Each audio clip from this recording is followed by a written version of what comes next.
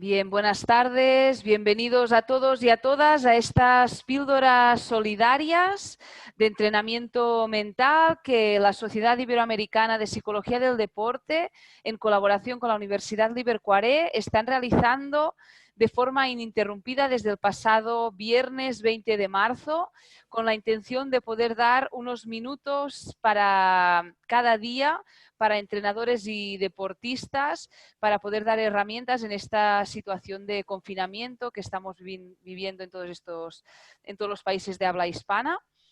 Comentarles que vamos a dar continuidad a estas píldoras gracias a la iniciativa de socios de la SIP, de alumnos, exalumnos del máster de la SIP que quieren unirse a colaborar con el resto de profesionales que ya han estado impartiendo píldoras estos días. Así que esperamos que esta continuidad pueda ser muy interesante para todos los que estáis siguiendo estas píldoras. Hoy tenemos con nosotros a Ricardo Hernández de Colombia, que va a ser la persona responsable de impartir la píldora de hoy. Él es psicólogo de la ciudad de Medellín. Es especialista en psicología de la actividad física y el deporte, estudiante de máster en neuropsicología y psicólogo del club Nutabés de rugby en silla de ruedas. Y la píldora de hoy es fortaleza mental del deportista paralímpico en tiempos de confinamiento. Bueno, muy buenos días, buenas tardes. Gracias, Ana, por la introducción. Inicialmente, gracias a la CIP por esta iniciativa y por permitirnos participar de ella. Bueno, con ustedes traigo hoy, como ya lo mencionó Ana, un poquito de este trabajo que se hace con el deportista paralímpico. Creo que se ha hablado mucho del deportista convencional, del deportista del común, del entrenador, pero ¿qué pasa con el deportista paralímpico? Ellos también tienen algún tipo de necesidades especiales y sobre todo en estos tiempos de confinamiento. Entonces me parece importante traer aquí un poco de eso que podemos tener en cuenta para realizarlo. Antes de iniciar, a todas las personas que nos acompañan, si tienen algún tipo de duda o inquietud, la pueden dejar ahí en la caja de los comentarios y yo estaré pasando luego a intentar responderlas. Entonces, bueno, iniciamos. ¿Cómo maneja la situación un deportista paralímpico? Es importante conocer, como bien lo hemos hablado en píldoras anteriores, esta situación llegó de manera repentina para todo el mundo, pero es claro que el deportista paralímpico tiene algunas necesidades especiales de acuerdo a su tipo de discapacidad, porque esto requiere o no algunos aspectos para tener en cuenta y para poder trabajar con el deportista. Hoy en día vemos que ligas, clubes, selecciones están trabajando de manera virtual desde sus casas, pero claro, la adaptación de estos espacios para una persona en situación de discapacidad no siempre va a ser la más sencilla. Debemos tener en cuenta situaciones como el espacio, la funcionalidad, la independencia que tengan, el acompañamiento que necesiten y demás. Entonces, en ocasiones no es tan fácil y tan práctico como con un deportista convencional. Entonces, como les mencionaba, tenga en cuenta el tipo de discapacidad. ¿Por qué? No se generan alteraciones, digámoslo así, emocionales, que puede ser lo que más se puede haber alterado en un deportista en estos momentos. No se maneja igual de acuerdo al tipo de discapacidad. Por ejemplo, el deportista en situación de discapacidad física es una persona que está adquiriendo nuevamente esa independencia para moverse por la ciudad, para adquirir una práctica deportiva como tal a su estilo de vida y puede que en un momento repentino, cuando recién la encontró o ya llevaba mucho tiempo, nuevamente debe estar en casa porque el confinamiento como tal no permite la práctica deportiva. Para un deportista con discapacidad visual o discapacidad auditiva, la percepción del entorno no es la más completa por sus discapacidades, obviamente. Entonces requieren de un acompañamiento especial para dar un mayor entendimiento a lo que está sucediendo hoy en día, cómo se está manejando y que estos estados emocionales se puedan controlar un poco más.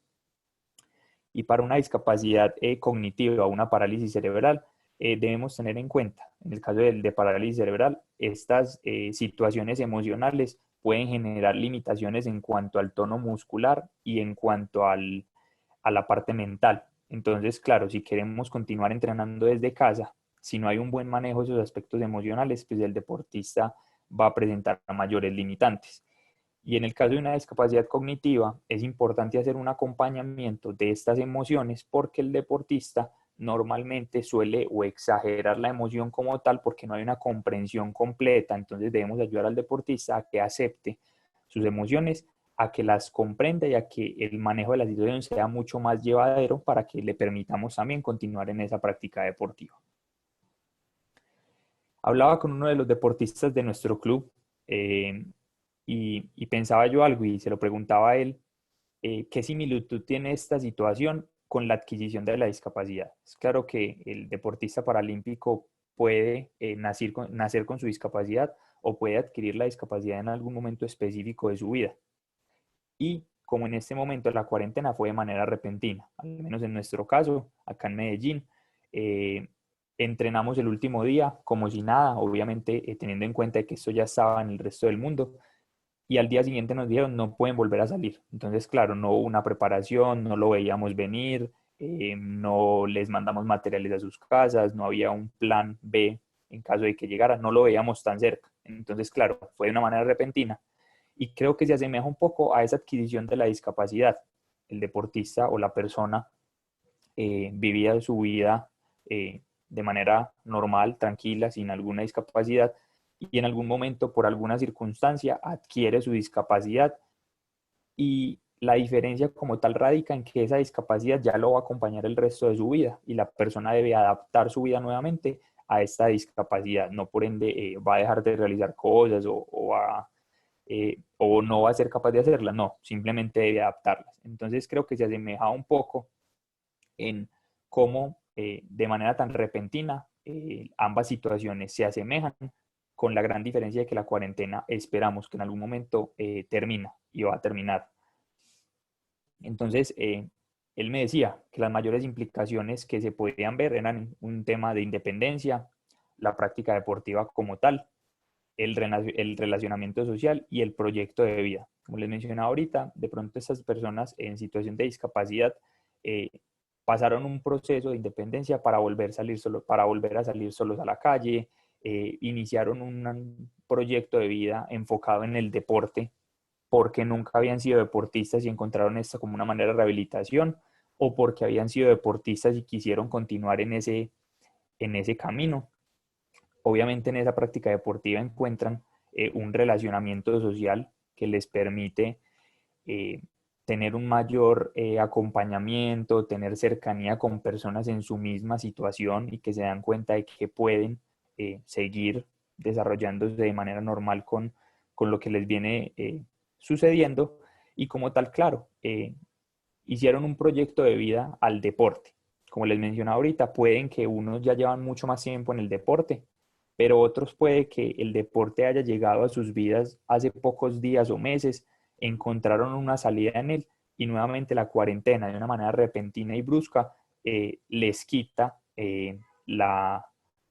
la posibilidad de esa práctica, de encontrar algo diferente. Entonces es importante tener eso en cuenta porque creo que va de la mano con el duelo que el deportista ha hecho ya a su situación en discapacidad, la aceptación que tenemos de la condición como tal, que eso nos lleva a la palabra que ven ahí, adaptación. El deportista finalmente debe readaptarse otra vez a esta situación que está generando, sumadas las necesidades que tenga de acuerdo a su discapacidad. Entonces, en esta manera que nos propone la CIP de poner un poco de tareas o poner algún tipo de ejercicios, traigo dos. El primero, para entrenadores, es ese seguimiento constante del estado del deportista en todas sus esferas. ¿Por qué? Yo en este momento me pongo más del lado de la persona que hay detrás de ese deportista y debemos de dar un seguimiento constante de cómo se encuentra, no solo a nivel deportivo, claro, queremos seguirnos preparando y tenemos unas metas y unos objetivos por delante, pero hoy en día la competencia como tal no es una prioridad, todavía falta un tiempo para que la competencia se normalice, entonces lo importante ahora, creo yo, es que el deportista se encuentre bien en sus esferas, en su relacionamiento familiar, que se puede ver un poco afectado con el tema de pasar todo el tiempo en su casa y la convivencia puede ponerse en algún momento difícil, en su estado económico, cómo se puede ver afectado por la situación, su situación emocional de acuerdo a todo lo que esto le genera y cómo está afrontando la situación, si hay necesidades de alimentación, o sea, otros aspectos que como tal podamos ayudar al deportista a que adquiera mucha mayor motivación y pueda continuar con sus entrenamientos. Obviamente acá el entrenador requiere de una creatividad, yo creo que al doble o al triple, para poder adaptar estos entrenamientos en casa, teniendo en cuenta las limitaciones de espacio y las funcionalidades que puedan tener algunos u otros deportistas.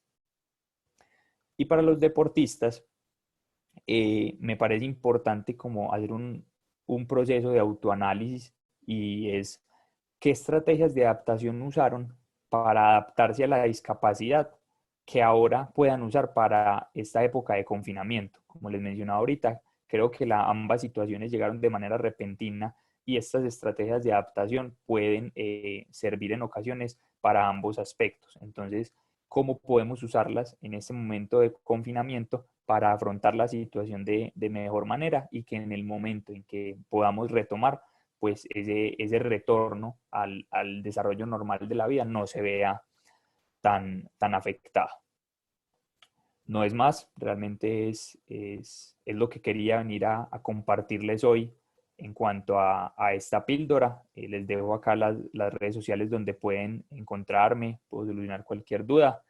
Y les dejo también el Instagram del Club de Rugby en Silla de Ruedas, que además es una iniciativa educativa para este deporte paralímpico. Entonces, un agradecimiento a todos los que nos acompañaron, nuevamente agradecimiento a la CIP por permitirnos este espacio y si tienen dudas estaré pronto intentando resolverlas.